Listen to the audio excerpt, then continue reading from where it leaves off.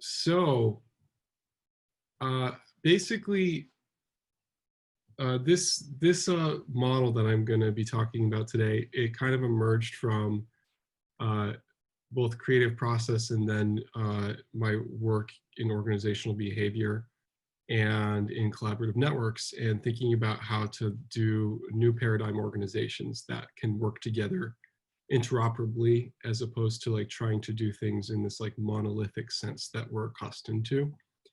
And to solve a lot of the more complex challenges, we actually need to be more and more effective as large networks of many organizations being able to cooperate well, as opposed to being semi-rivalrous in terms of their behavior. So, and I've been looking at institutional change as well as a model for a while. So this is where this model came out of.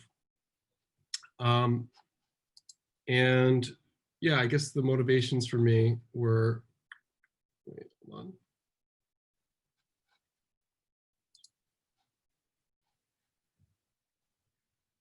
Sorry, it's been a little bit since I used this. Let me get to the first slide. Oh, it's an IKEA desk. No. Tim, could you send us the link to the Prezi? I can, yeah, I'll do that at the end. So yeah, okay, so here's a quote you've probably seen before, which is a quote from Bucky.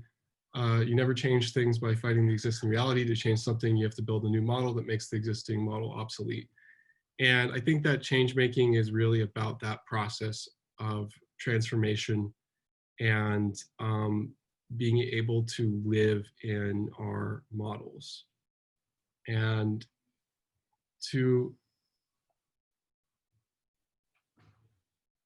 I'm quickly learning that I don't remember how to use this. Hold on. Oh, there we go. Okay. Models.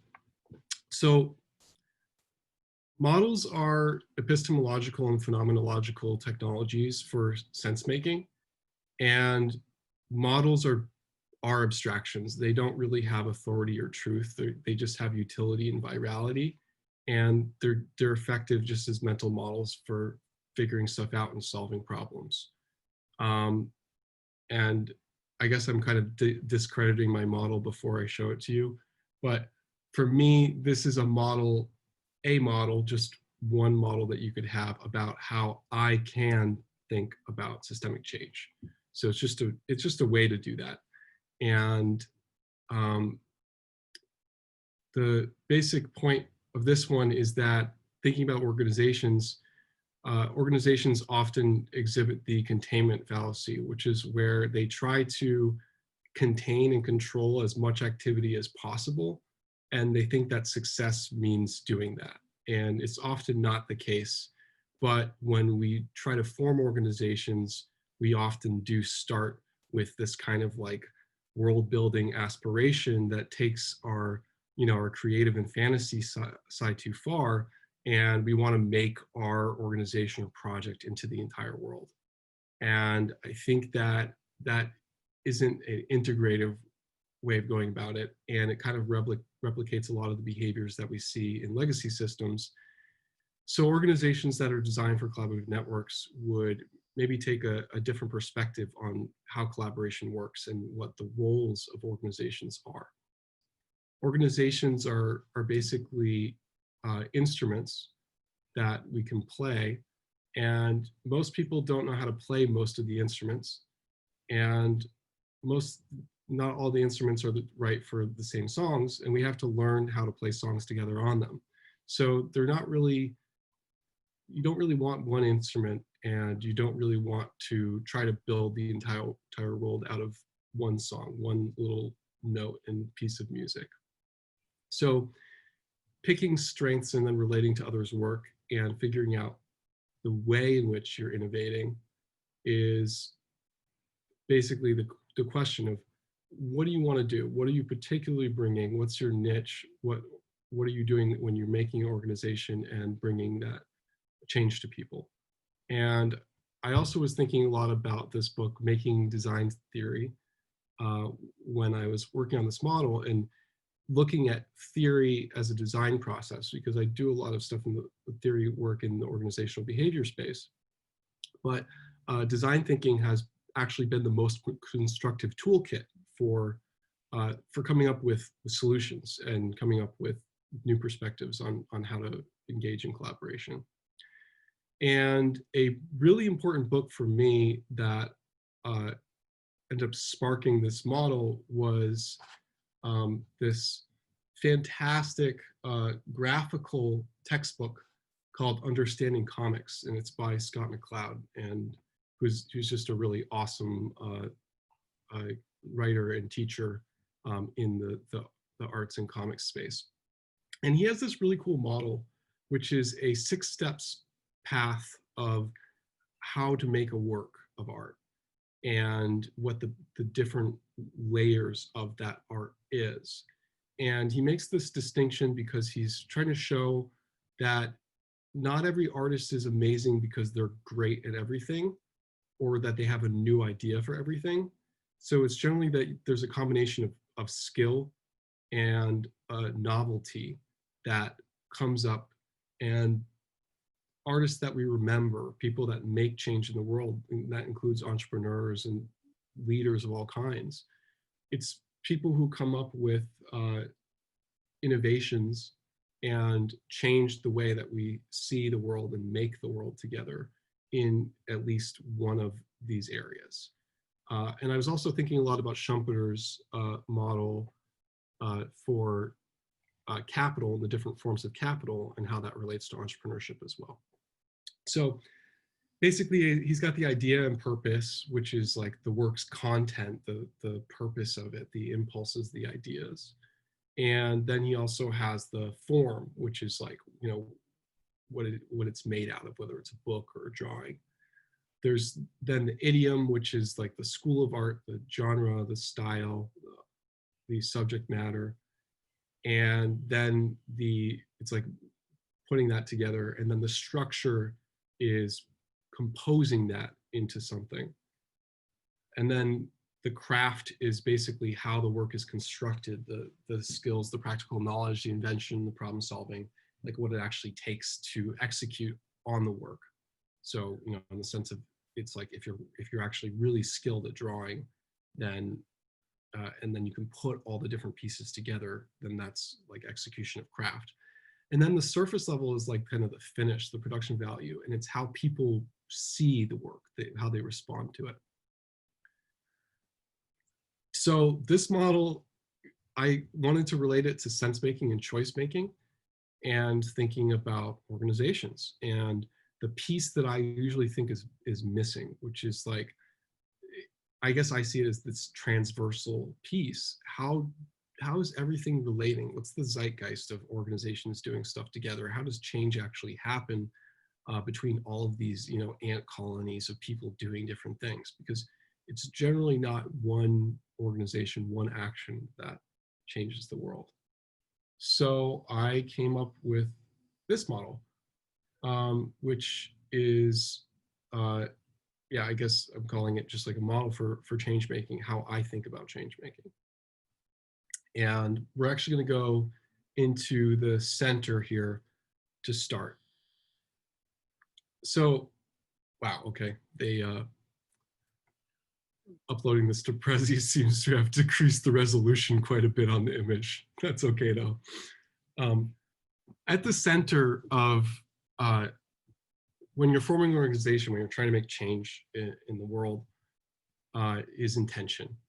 And that's really the root of what it takes to execute. If you don't have a clear intention, nothing's going to go anywhere. If you have a clear intention yourself, but then you sit down with 3 people and you all can't visualize the same intention and actually carry it out, then you're not going to be able to make an organization together. And a lot of organizations fail actually because the intentions are not aligned. So I think that's kind of the best place to start. And it relates to Scott McCloud's model because we could actually go through these same layers and thinking about that in terms of the dimensions of change making. So the idea layer that we have here, we have these kind of three aspects of the idea that like one generally is focusing on.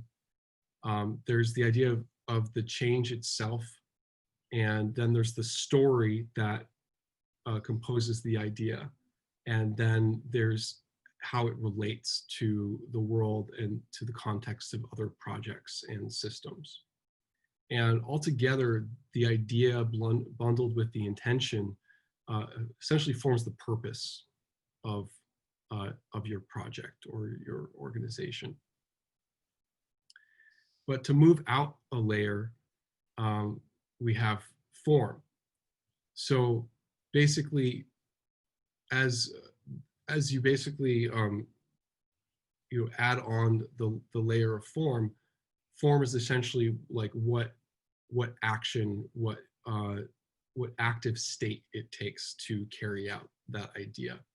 And in the sense of these different dimensions, which I basically was exploring choice making and sense making within the area of story and relation. And I ended up changing those terms because I felt like the way that people are currently modeling and representing sense making and choice making includes a lot of like criteria that maybe don't fit into this model, even though I think as synonyms, you could actually probably replace story with sense and relating with choice. But I'll go back to that a little bit later. The essential idea, though, is that as your change comes into form, then it's an action. And as your ability to relate takes form, it becomes awareness. And as your story takes form, it becomes vision. So every person who is working on a project might be holding more of one side of this. If you're working with 3 people, it might be that you have different focuses, or it might be that your project is really focused on one area of change. The next layer is idiom. So basically, idiom is action taking form and then basically becoming the who, like the embodied aspect of that. So action gets embodied into being, and vision gets embodied into synthesis, while awareness gets embodied into navigation. So it's basically being able to sense what the possible directions that you can go in within the space of the project.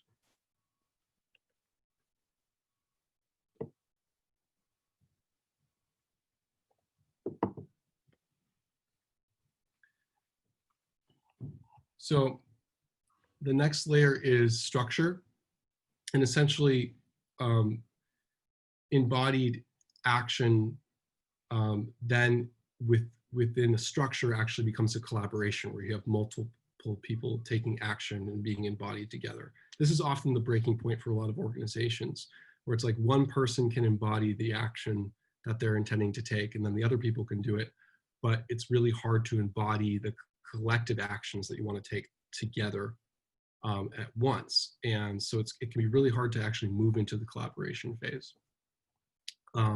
Coherences, which you could also just call cultures, are essentially like the structural form that synthesis takes. And so if you get from your story and that becomes a vision, and then you synthesize it, then other people can kind of take it on the structure of that into their coherences, their understandings of the world as a projection. And then on the side of relation, the structure is the network. It's relating to all of the possible nodes that can connect to that. And then the next layer is craft. So craft is is essentially where all these activities get put together into something that functionally carries it out. So for collaborations, it's operations. For coherences, those are strategies. And for networks, that actually becomes tactics. Because a network, it inherently doesn't do anything in itself, but when it becomes executable, when things are happening, there's pathways that can be carried out, then it actually becomes tactics. And then at the surface layer, operations become activities, and strategies become narratives, and tactics become mediums. So most people, when they actually see an organization, they see change happen in the world, they see this surface level. They just see the stuff that's going on and the narratives that have been composed out of it. And then the mediums, which are tools and protocols and networks, in the sense that Facebook or Twitter or a town hall becomes this kind of medium where things can be carried out between actors and between projects.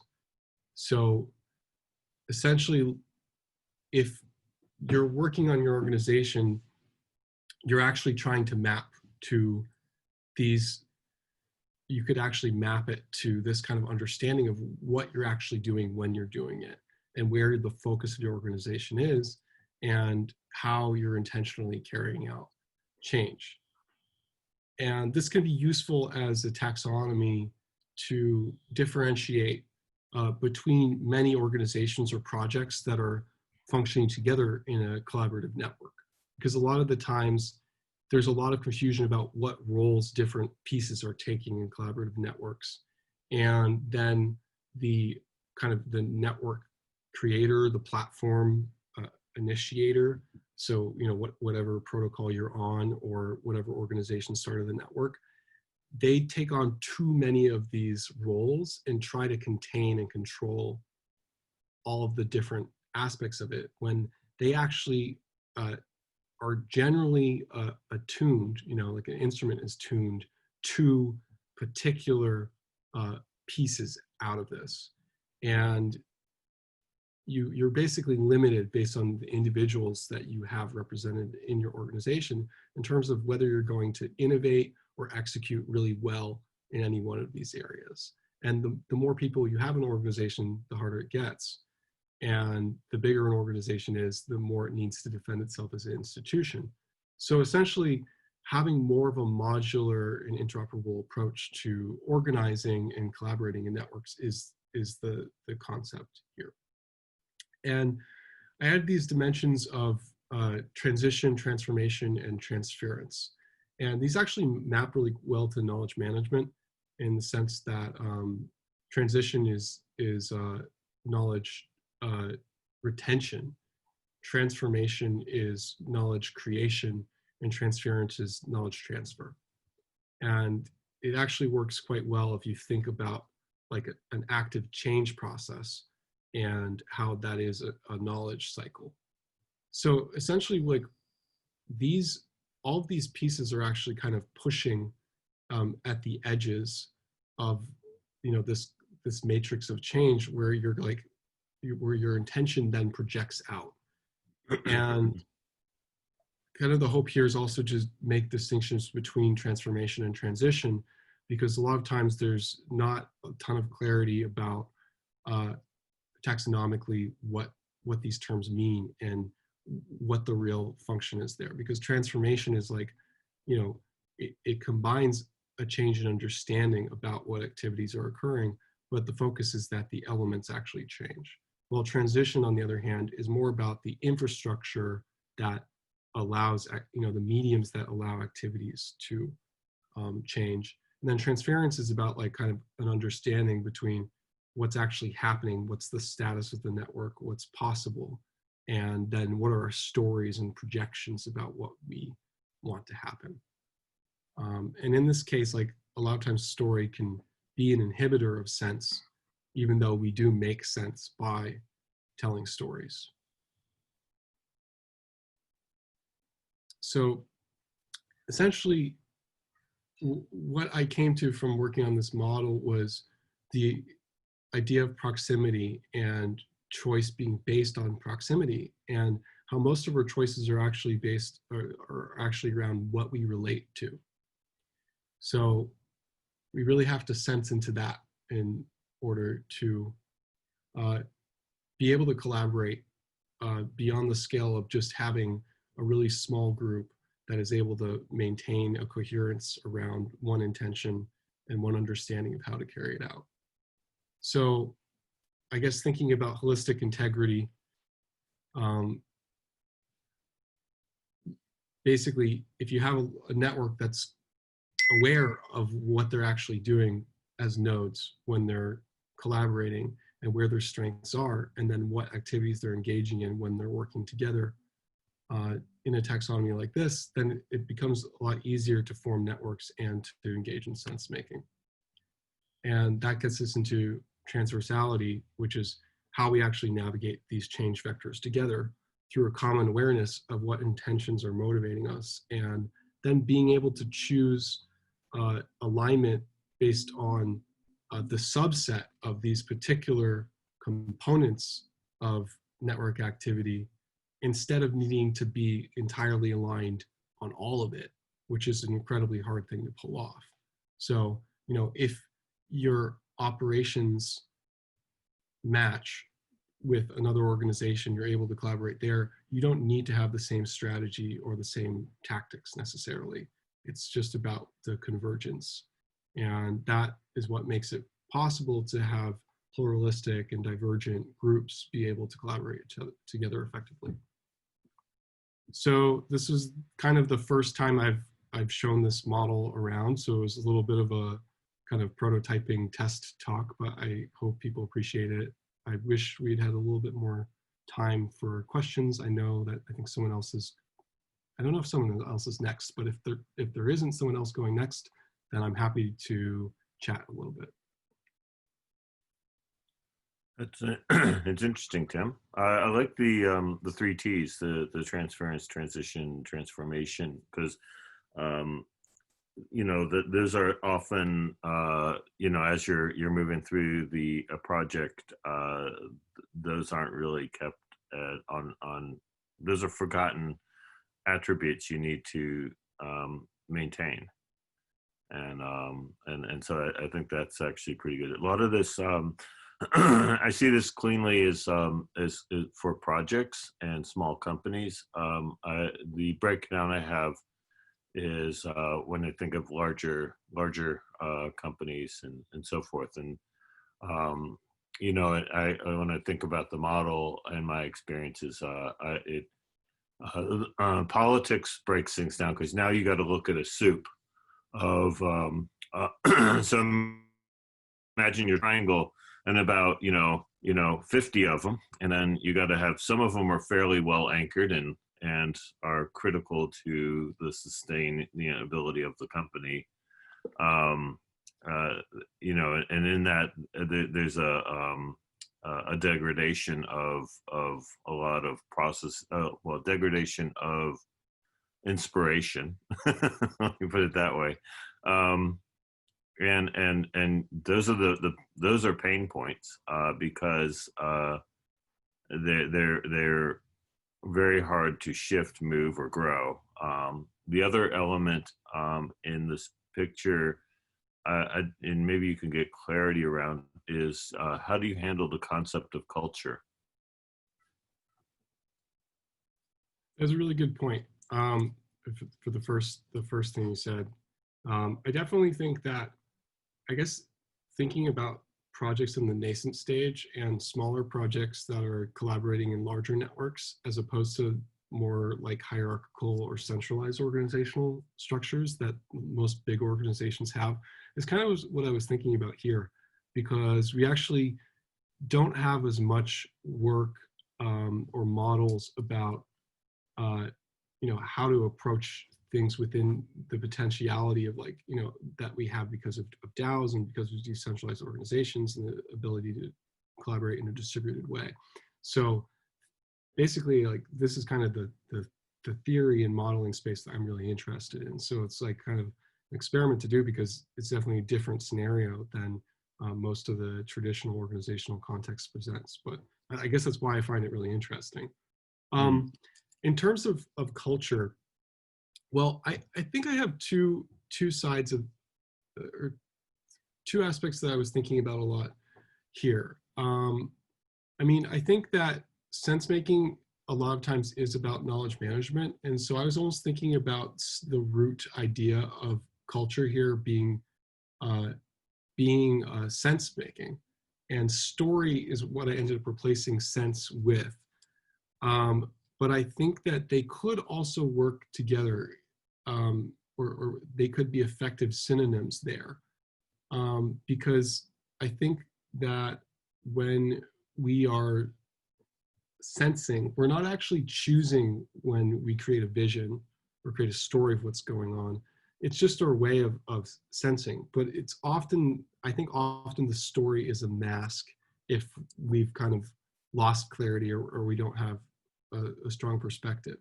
And, you know, every culture though starts off as a cult. So it's essentially like, I think the coherence is really the point where your vision becomes something that's synthesized enough that then other people can take it on mimetically. So I think that's how I kind of see culture, is essentially like that. And then I think the culture formation is essentially like a transference process of going between those coherences, and then those coherences being distributed through networks. And if, I guess, they're tasty or effective, or people just relate to them, then those will become cultures because people will want to take them on. But I also think that, you know, we're basically making our choices by our relative proximity.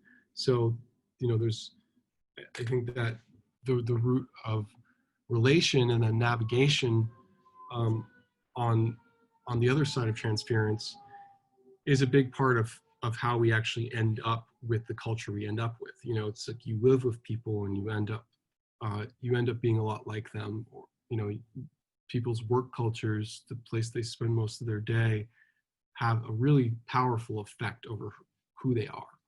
And I find, like, for example, this situation of COVID to be really interesting because all of a sudden people are much more independent culturally from their workplace and its politics and, you know, all the other aspects of the culture there. And, you know, I guess what I've been sensing or hearing is like people really kind of exploring themselves in this time. So that's like a really interesting experiment to think about, is just like more pluralistic differentiation between people's cultures. And Right. maybe, And it's, as you're going in culture and using that and thinking about project and organization, a lot of the times the purpose of culture is identity. And you know, how does the person have identity within the structure? How does the project have identity? How does the company have identity? How are those three things aligned? So the culture is to help solve the identity challenges. And that's and identity tends to make the politics more complicated, because you have a lot of different identities and then they're not in alignment. And then you know, so as when you're managing, you can't, if you get in the details, you're sure to fuck things up. So you try to affect the attitude, and so that's why I threw that in there, because in your model, there's always an identity struggle throughout all these stages, and yeah. And they all tug and push and pull and rip apart those things that, especially when you get into the vision and synthesis, you're challenging, you know, challenging the conflicts of identity. Yeah, I almost think of the intention as being like a pressure that if it's shared by enough people and they're passionate about it, then it drives pushing out through the layers and expanding, you know, the organization as it takes form into whatever unique DNA, the kind of creature that it is. And then I think this also, for me, this lets me think differently about leadership, because then if you think about like a person, they might actually be, you know, our traditional form of leadership is like they're at this narrative and strategy level, you know, and like, and then maybe they overlap with the other things, but it's mostly just kind of like the impression that that's the case. When, you know, you could circle change, action, being, and have somebody in your organization that is like totally super leading in that, because they are bringing this kind of energy, because they're really being the change, and they can hold that intention in any circumstance, any meeting they go into, and they keep that going. And that's like a form of value that is not represented in the way that we see organizations right now. And, you know, then you're able to kind of see people's uniqueness. So it's like you can almost like draw, you know, your own shape on this diagram of like what areas you really hold, or that you really innovate in. Yeah. Yeah, I think when where you're at right now, and I'm sorry if other people do it. Does anyone else have questions? I don't want to swamp this thing. Let me step back here. Go ahead, Aurora. Yeah, your questions are great. Okay. One of the I wanted to say something, it looks like. oh, go for it. I also appreciate, I don't know how much time we have. Maybe we have a few hours or something like that. I don't know. I think this is the last one, so we're still here. We haven't We're been here all day, all we day. can't get kicked out. Have a rave. I put my makeup on. I'm kidding. So yeah, Steve always has great discussion, but I also want to bring in the element of what would it look like in interfaces, like what's the actual manifestation and actuality of this, and where?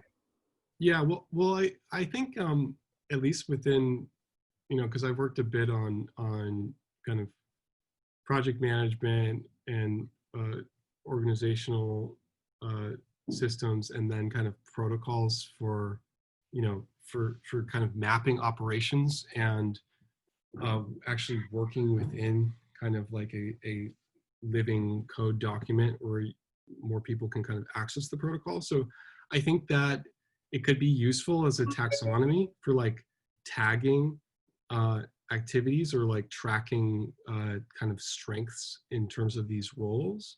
And it could also just really help with bridging between different tasks or different nodes of activity, where you can see like where it relates. And so it could actually like, it could be really good for modeling organizational flow, and then finding like blockages, or finding where things aren't, you know, where things are not flowing well, or where blocks are. So I could see it working well, but I still think it would be more of like a measurement that the tag you could use like machine learning and kind of public, you know, collective sense making to actually model organizational flow, but it would still be more of like a layer on the activity. I don't know if I would design an organization around this, but I think in terms of a collaborative network, just seeing what pieces, like what different instruments are doing what, could be a really effective use of this model. So yeah, I don't know if that answers your question. I know Joanna also has a. Yeah. Yes. Thank you so much, because it's very, very, very interesting. I can see the tools. I can see we, the people, can create a collective narrative, take action, and we, the people, can be the mediums, the future mediums, no? But I can't see these tools in the private sector, you know, because how can we work together, all the society, the civil society, the politic, the public society, and the private sector, I can't see how can we tell story, because if the purpose of the private sector is to consume products, I can't see the social impact in the community. So what is your opinion, and how can we evolve the private society, the private sector in this collective narrative to improve our society, Well, I guess my answer to that is that I think the private sector, there's a lot of places where they could be more collaborative, and where we have a lot of evidence from, many years of capitalism to demonstrate that collaboration is incredibly effective at getting things done, even in the private sector. What I do think is that organizations that are big enough to be safe, in a sense, are generally better at collaborating with each other.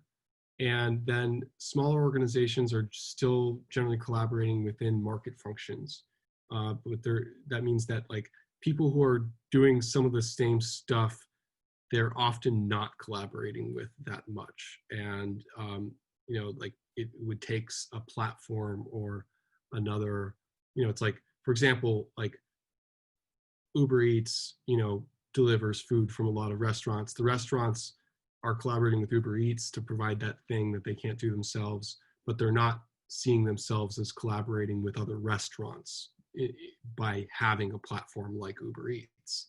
But a difference that we might see in the next couple of years is that, so say employees or a large group of small restaurants wanted to have their own contract of how they would have delivery services done at scale, then that would be more of a platform cooperative than it would be a really big VC-backed company providing that service. And I think there's a lot of services that we could do that way, and that maybe we should do that way, because the cost would be less. Because what we often see is that over time, something gets a ton of VC money, but then later they go and they get enough monopoly status that then they go into extractive mode, and then they actually decrease the quality of service, or even we lose the service entirely because of the shift in their behavior. And I think that those kinds of problems are situations where civic utilities and basically providing services in a civic way is what we need.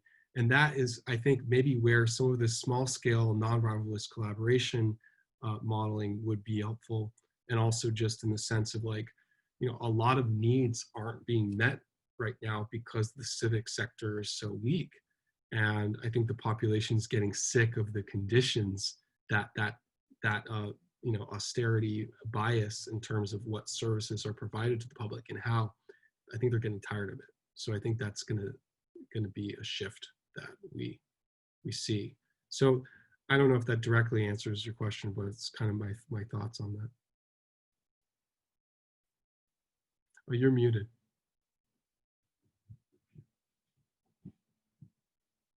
You're still muted. It doesn't work. Thank you so much. Yes, my question is, I don't need an answer because we have to create an answer together, is to reflect, to inspire people to think that civil society, public sector, and private sector, we can work together to create a new bold future, this. And this model is very, very interesting for that. Thank you. Absolutely. If you want, I can, if you just share your email in the chat, I'll send it to you. Yeah, it's interesting when she brings up the different models, because because of the legal structures. So you have the corporation, which has shareholders and so forth, that its intention is focused on shareholder value, and continued shareholder value, where it's all about maximization. And then when we get into a public sector area, then it's creating a service. It's not about being the biggest and best service. The area you have also is like nonprofits, where this is where your model, I think, really stands out because of the focus around centering on intention, and because a nonprofit is based on purpose. Once you meet your purpose, why remain being there? You're done. But for the life of that organization, it's very core to that purpose. Where a nonprofit, the purpose is maximization of profit.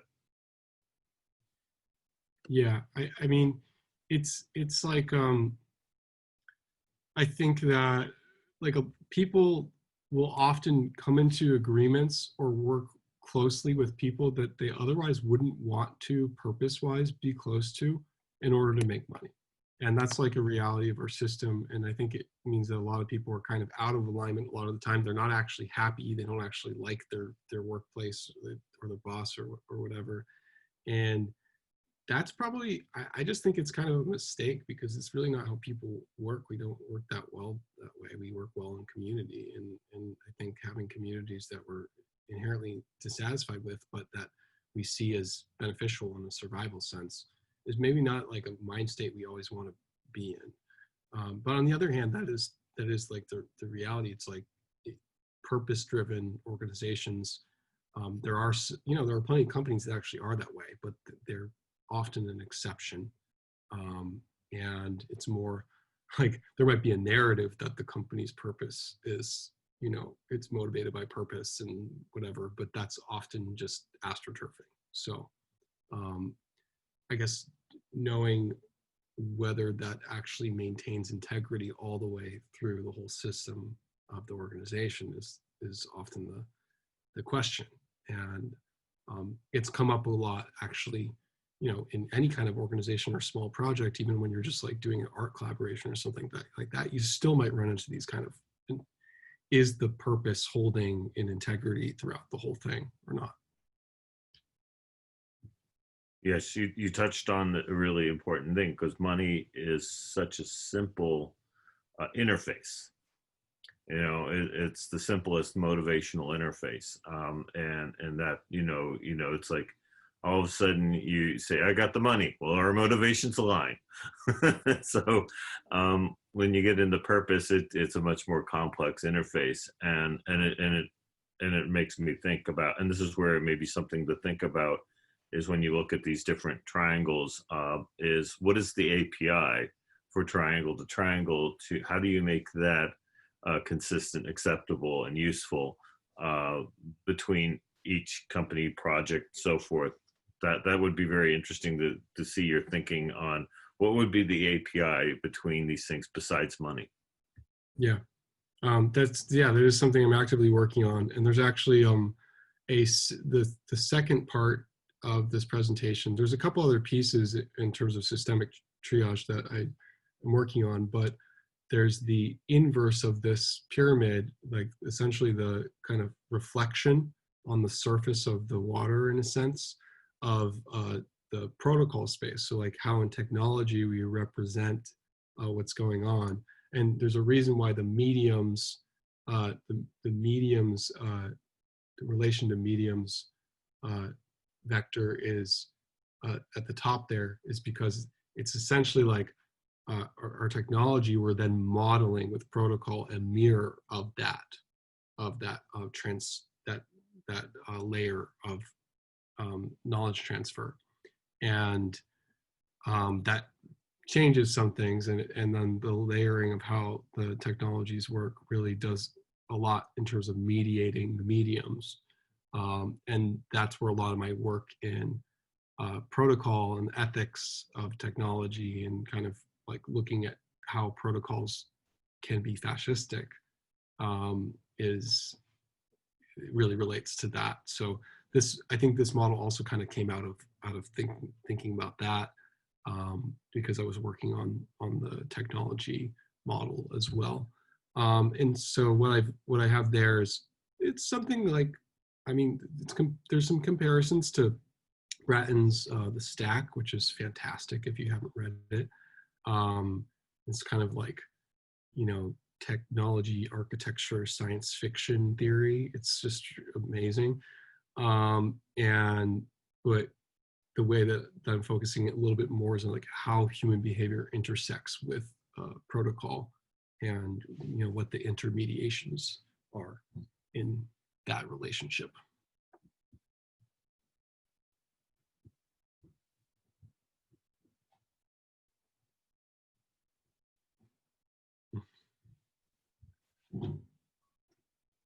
That's good stuff. I really appreciate you taking on the ethics of where our technological algorithms, or how we've merged our life algorithms into these technologies, and we've forgotten about the substance of our own value and health and so forth. Yeah, there's a lot of people working on it, but I actually, so by working in crypto economics and in kind of like emerging tech, and really looking at systems architecture, then adding my lens of organizational behavior and social science to that, that understanding has been, I mean, I think that there's been stuff that I've noticed or figured out that a lot of people haven't gotten to yet, because it's an incredibly complicated problem to solve, and there's tons and tons of amazing people in like the AI ethics space that are doing that, and, but it, you know, it's also kind of a job for theory and for models, because when it comes down to it, you know, really most of what we're doing is modeling, and we I think often overstate our empirical justifications for, you know, for our models of how things work. But you know, models are just tools, and they can Right. help us to solve problems quicker. So it's like, if we're not solving a problem because we're saying, well, this, you know, the science doesn't say this, so sometimes we're actually missing the whole point of the Yeah, I was, when the Bitcoin came in, it was very discouraging to watch, and it was very predictable to watch. You know, as everyone got caught up in the sensation of this newness, this feeling of autonomy, of that there's the possibility of integrity, I saw there, all the human behavior was walking right into Wall Street's old game, except with less regulation. That we're people did not have the skill set to have the checkpoint, and again, I was seeing greed come back in as the motivator. Yeah, it's you know, it's like I never got into crypto because I was interested in the whole side of it. It was just like, wow, this is, I think most of the people who were really in it were like, how do we change the way that these systems work? Is this finally the chance to have enough resources to do something about it? And hasn't quite translated to that happening. But wow, we are really come quite a ways from where we were. So it's like, it's encouraging.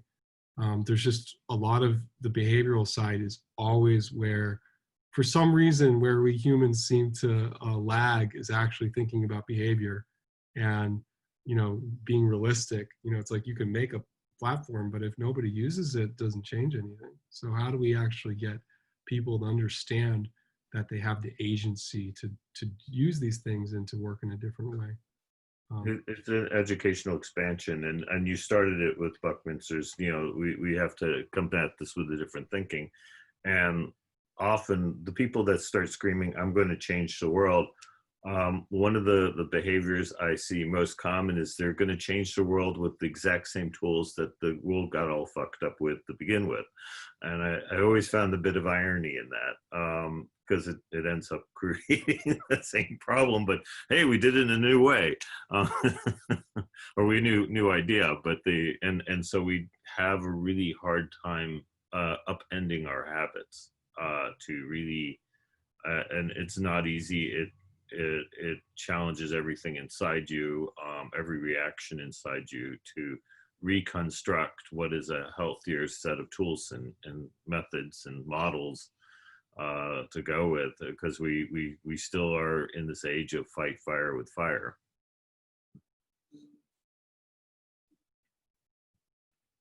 Yes. Well said, Stephen. Mm-hmm. Yeah, if we design things that are not fluid, that are static, that's a lot of the old pattern also. And that's what leads to brittleness, you know. And a lot of the AI programs regarding ethics, a lot of them went to Wall Street first. And then we see what comes out with, you know, a tech first wave of blockchain and Bitcoin. Yeah, of course, they're following the same patterns. But then we had Scepter and the Metacurrency project that really look at, and several others, by the way. There's so many platforms that are looking at patterns of nature to design off of. And of course, that's evolving too. So yeah, a lot of bright stuff happening, not to make incremental changes, but to make really big leaps. Because once you get in resonance with evolution, instead of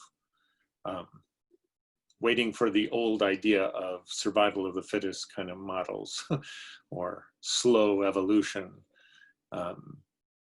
consciousness doesn't work linearly.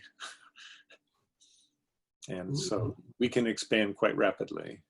I love this work, Tim. Thank you. I want to mention, I've also been rereading this book, Against Method by Paul Feyerabend. It's fantastic.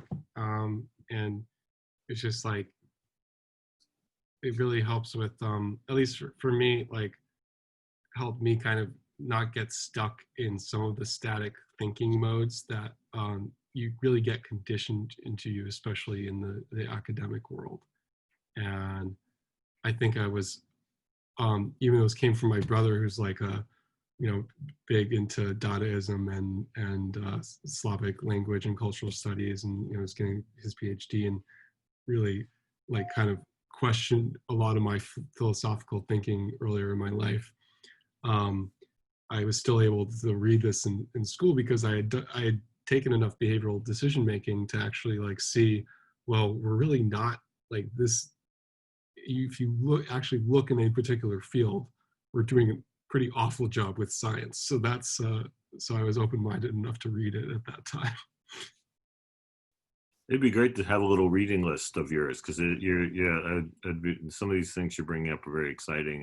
It'd be kind of a nice to-do list. Let's see what those are.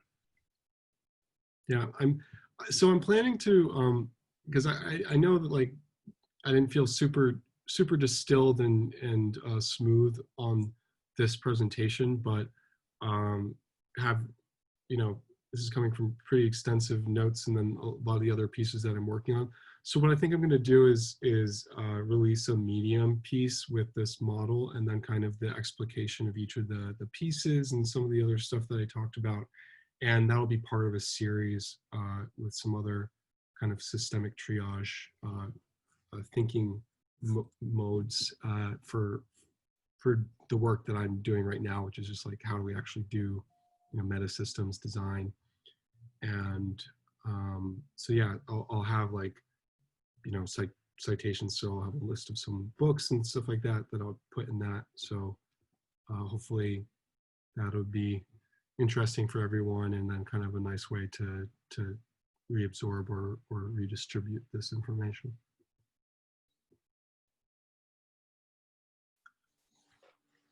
All right, so I think we're going to get kicked off in a minute anyway. So I guess unless there's any other questions or comments, thanks, Berdan. I know you got to go. And thank you everyone who tuned in. You're welcome. Good job. That was Yes, great. Thanks, Good. Tim. Good. It was awesome. yes. Thank you so much, team. Nice to meet you, Joanne. Goodbye.